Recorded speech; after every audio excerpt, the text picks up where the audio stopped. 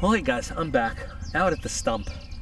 Lovely weekend, and we are going to talk about recurve blades. While my far off neighbor tries to get that quad working again. Maybe it's actually going to go this time. I don't know. Anyway, so this has been a subject that's been requested a few different times in different ways, mostly in relation to how do you maintain and sharpen them, but also it's been commented as well as requested, like, why? What's the purpose? Why, people don't understand why we have recurves. What is a recurve for? What do you do with them? Why would you want them? So we're going to cover both those in one video, and we're going to start by showing that, like, the recurve blade itself, it's not a blade type. It's a feature that goes into different blades. And I have a handful of different things we're going to see here. This is a SOG, the Kiku. It's the large Kiku. And we've got our recurve in there. We've got, this is a Raven Crest with a recurve in there. Now this is a drop point blade, you see. We've got my favorite Kubi of all time, the old 003 out of production. Also a drop point blade with a recurve in it. We've even got a Kaiser here with a very nice recurve feature in it. Bestech with one of the more noticeable recurves, And then also on fixed blades, you'll see recurves, especially on fixed blades. Here we've got a really nice CRKT with a recurve feature put in there, and one of my favorite knives that we've ever seen on this channel, the Chieftain, with more of a moderate recurve, but it's still in there by Steel Will. Right. So, number one, a recurve is not a blade type. It's not a blade shape. A recurve is a feature that can be put into a blade that of any other type, we'll say. So you can have a Tonto with a recurve, you can have a drop point with a recurve, a clip point with a recurve. It's a feature that goes into a blade. So just as easily, this blade could be just a nice straight blade. This drop point blade could be a drop point blade with a recurve or without. So when we say a recurve blade, it's not a blade shape itself. It's a feature that's put into it. And there's a few different reasons why we might want the recurve in there. Number one, having a recurve allows us to increase the cutting area without increasing the mass of the blade or the size of the blade. And if you think about, we always say the shortest distance between 2 points is a straight line. Well, it's the same thing with the cutting surface of this blade. So if this blade here just had a nice straight, fine surface from the end of the belly to the ricasso here, that would be however many inches. Let's just say it would be 2.5 inches. When we add the recurve, we are adding extra length without increasing the size of the blade, because it now takes extra little distance to get from the ricasso here to the end of the belly there, without increasing the length of the blade. But now, instead of just traveling that shortest distance from point A to point B, we're adding a little bit of a curve to it. Now, it's not a whole lot, obviously, but anytime we're increasing cutting surface, we're increasing more of that edge, more of the bevel that comes in contact with whatever it is that we're cutting. So it gives an advantage in cutting, especially slicing. So recurve blades make great slicers for some things. Now, obviously, because not all of the blade surface comes in contact with a flat surface like this, would not be your first choice if you're doing a flat cut across a flat surface like this. But when you're cutting things like rope, if you're cutting things that are above the surface, like, you've got a big slab of meat, great for cutting things like that. Or if you're doing things that require hacking type cuts, great for that, hacking and slicing. Recurve gives you extra cutting power in the same size and shape blade. What a recurve is really good for is to give you a chopping power to your blade when you need that forward gravity and weight to help you out. So because of the way that the recurve distributes weight on the blade, well, I shouldn't say the recurve does it, but so when you want to build a chopper, you want to have a forward heavy blade, but again, you don't want to add unnecessary weight and mass to your blade, right? You want it to have balance, you want it to work out. So what the recurve does here is it lets you use the blade size and weight that you want, but by grinding the recurve in here, what you're doing is you're giving yourself that front heavy chopping weight, but you're not bulking up the front of your blade. You're allowing your blade to stay uniformly thick throughout, maintain strength. Like we said, you're giving yourself that nice broad cutting area, but because you have that nice big belly there with a little more extra weight and heft, you're building in good cutting force, you know, kinetics and stuff like that. Recurves end up lending great power and efficiency to a chop and hack kind of blade. So the recurve is a great feature to have in a knife, large or small, depending on the task that you're doing. Now, of course, everybody has to judge independently, you know, what are you going to be using a knife for and what's the best shape and design for you. Personally, I love recurves for the slicing power and ability that they build into a blade. One of the things that people bring up very often, though, is how do you sharpen a recurve blade? And listen, guys, it is not that difficult a procedure. It's not that big a mystery. You need some specific tools, and you just need to sometimes adjust your standard sharpening procedure. But we're going to go inside away from that, and I'm going to show you exactly how you would sharpen a recurve blade pretty simply and easily with just one or two minor changes from the standard sharpening. So, when we look at a recurve blade, obviously, if we were to take a regular square stone and try to just drag it along there, we've got issues with hitting, you know, this curved area on a flat stone. So, number one, all we got to do is find a right tool for the job.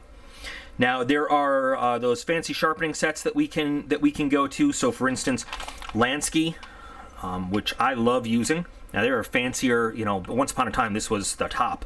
There are fancier, more expensive sets these days out there, but they all have kind of similar tools for it. Lansky has curved stones, and the whole point of a curved stone is so that it meets the curve of a recurve blade, and you can use that. Now, obviously, this would be in the whole setup, of course. I'm just holding it by hand, but that way you can sharpen all along that curve, and you're not worried about trying to use the weird corner of a flat stone or doing this little incremental here, you know, and changing angles around. They also make ceramic rods. Now, this is ridiculous. So let me tell you a real quick funny story.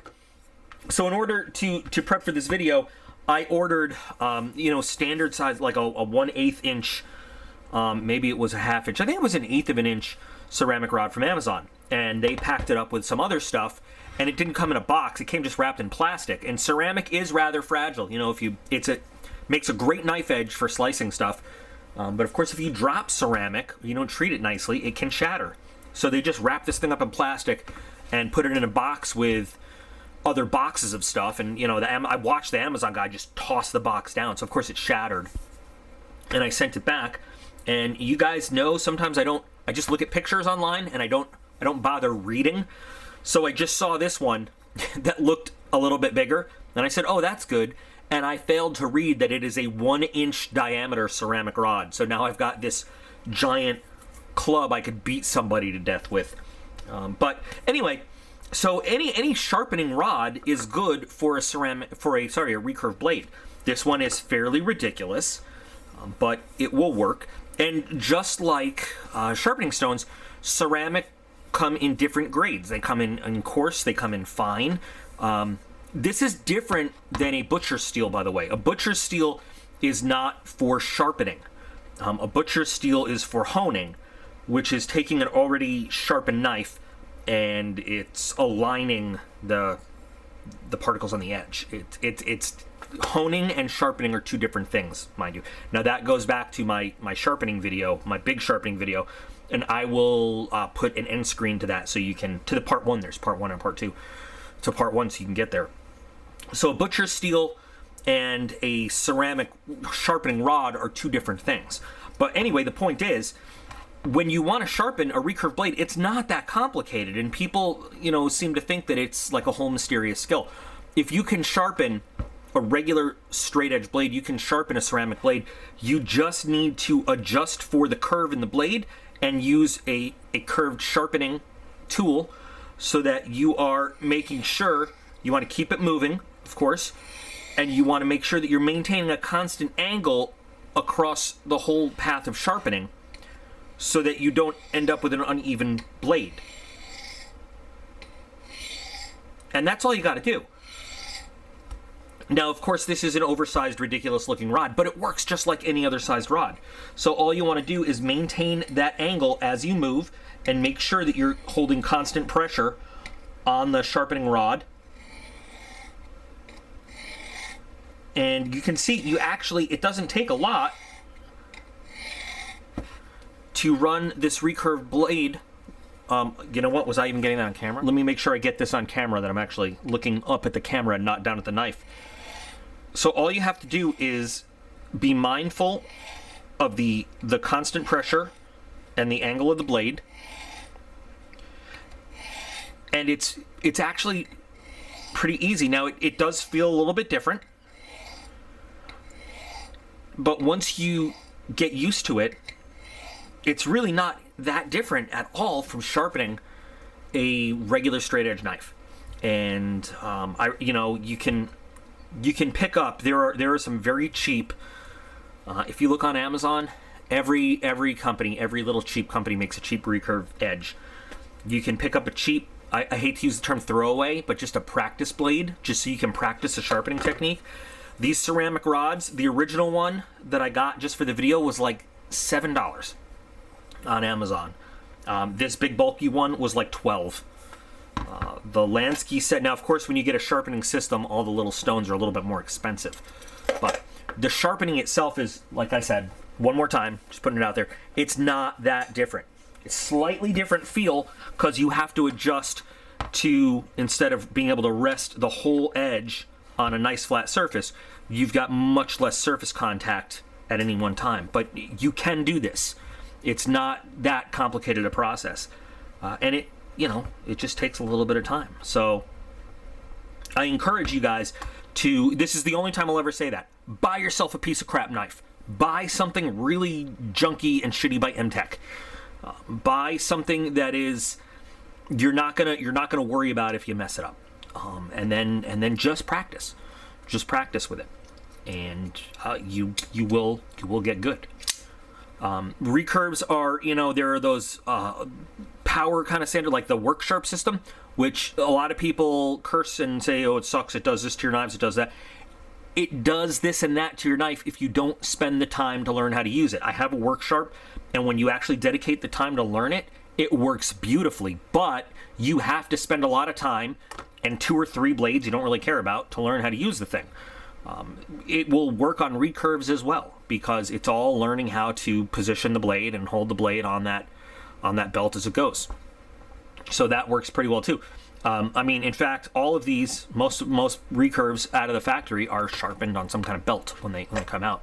Belt sharpeners will work on a recurve. Again, it's learning how to hold that knife against the belt as it goes. So grinding wheels, grinding belts work on these as well. It's all about just learning the subtle difference on balancing that little bit of the edge on the sharpening surface instead of just having a nice flat surface to pull across. So if there are more specific questions about it, I welcome you to drop it in the comments, or send me an email. You see, now this is a user blade. I love this blade, and unfortunately this is one of the least expensive Kubis I've ever owned, but I have loved this blade because it is such a such a great cutting surface. But anyway, I welcome you guys to ask more questions in the comments. If you have something specific you'd like to know, somebody might ask me about the fixed angle sharpeners, you know, the little V that you run it through. I don't recommend them. You can use them with these, but you've got to constantly make sure the angle is adjusted so that you are right where you need to be in relation to the curve of the blade. I don't recommend using them anyway, ever, and that'll be covered in the sharpening video that you can link to at the end. But before somebody asks that, I do not recommend using those unless you're really, really good. I don't recommend using them ever. Especially don't recommend using them on a recurve. So, but yeah, comment, message, whatever. I hope that this answers some of the questions you guys have had. And if it doesn't, you know, well, I screwed this video up, huh? But anyway, I'm always happy to answer questions and do viewer requests and stuff like that, because those are literally the videos you guys want to see. And that's what I'm doing this for. So, as always, you guys are absolutely awesome. I appreciate every single one of you, and I will be back again real soon.